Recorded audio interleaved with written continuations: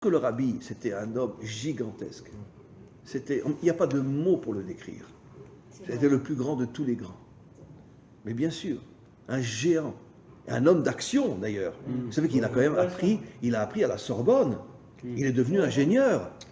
Et que c'était quoi sa parnassa à New York? Il recevait les dons de tout le monde et il les prenait dans sa poche?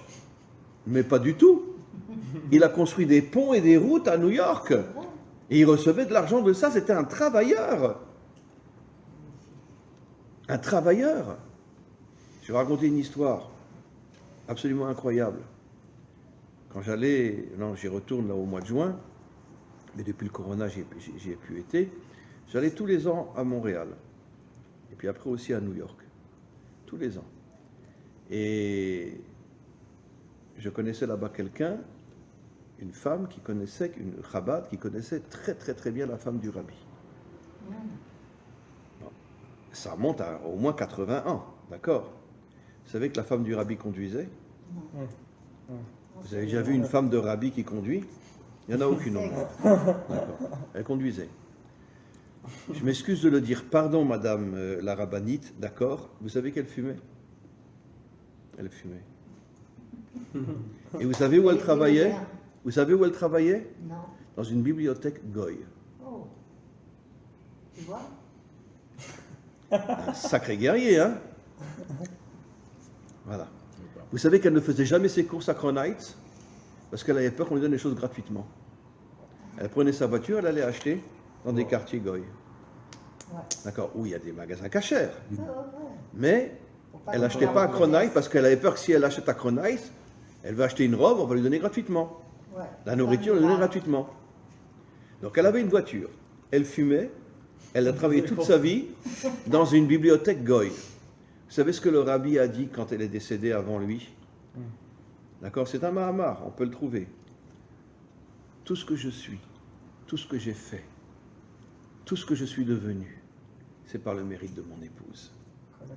Et il a dit Chaya, elle s'appelait Chaya Mouchka. Ah, Il a expliqué que Chaya, ça fait allusion au 4e niveau de l'âme et Mouchka au 5e niveau de l'âme.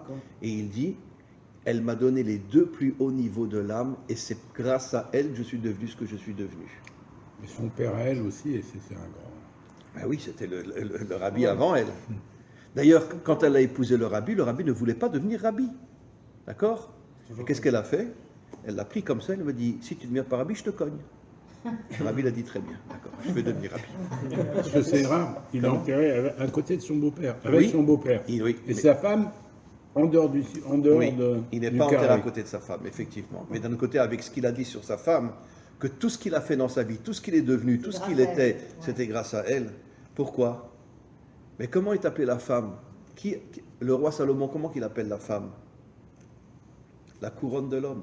Ah, Teret Bala. Teret Bala. J'ai peur, j'ai dit France. Et donc c'est elle qui fait de lui un roi. On t'a compris, Et qu'est-ce que nous Victor. disent nos maîtres? Comment? Victor lui a dit. Mais bien sûr, vous êtes la couronne de votre mari. Et la couronne fait de l'homme un roi. D'accord? Et maintenant, c'est quoi un roi, disent nos maîtres? Meler poretz geder la sotlo derer. Le roi, c'est pas le roi, le tari qui est assis sur son trône avec une couronne sur la tête.